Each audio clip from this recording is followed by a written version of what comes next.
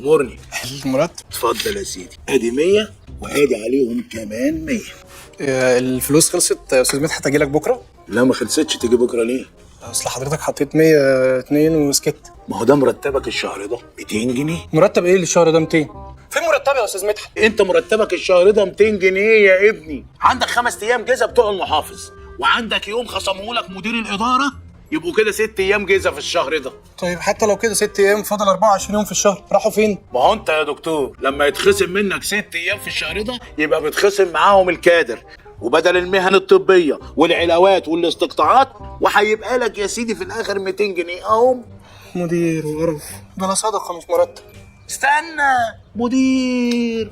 انا المدير؟ صحيح، ده انت المدير، ليك 30% من ايراد الوحده الشهري. ما شاء الله. بص يا سيدي، ايراد الوحده الشهر ده من التذكره ام جنيه عمل 8000 جنيه، يعني انت ليك مثلا في 30% 2400. حلوين. هنخصم منهم بقى 9% ضرايب وتامين، و25% صندوق تحسين الخدمه، وعندك 30% مستهلكات.